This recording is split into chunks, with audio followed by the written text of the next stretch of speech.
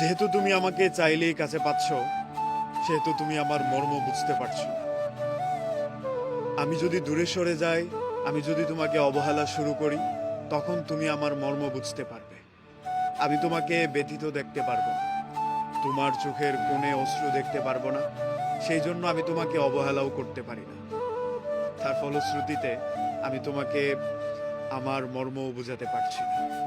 এই যে আমি তোমার ভালোটা চাই, তোমাকে আনন্দিত দেখতে চাই, যার বিনিময়ে তুমি আমাকে এরকম শাস্তি দিচ্ছ, যেটা কখনোই কাম্য নয়, তবুও আমি মেনে নিচ্ছি। আমি ভেবে যাচ্ছি এসব কিছু একদিন তোমার বুঝে আসবে।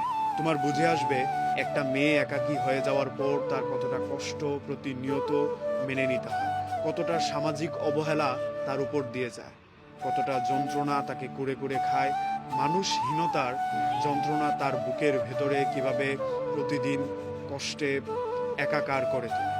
এসব কিছু আমি কখনোই চাই না। এসব কিছু অনুভব করো, এসব কিছু তোমাকে আগলে ধরুক, এসব যন্ত্রণা তুমি অনুভব করো, এসব আমি চাই না। সেই জন্যই তুমি আমাকে অবহেলা করার সুযোগ পাচ্ছ। আমি যদি না চাই তাহলে তুমি আমাকে অবহেলাও করতে পারবে না। আমি যদি তোমাকে অবহেলা করা শুরু করি, তখন তুমি বিশ্রীভাবে একা হয়ে যাবে।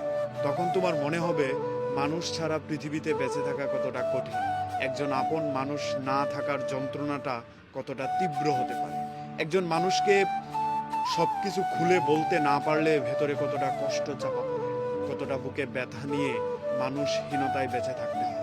আমি কখনোই চাই না এগুলো তোমার সাথে হোক।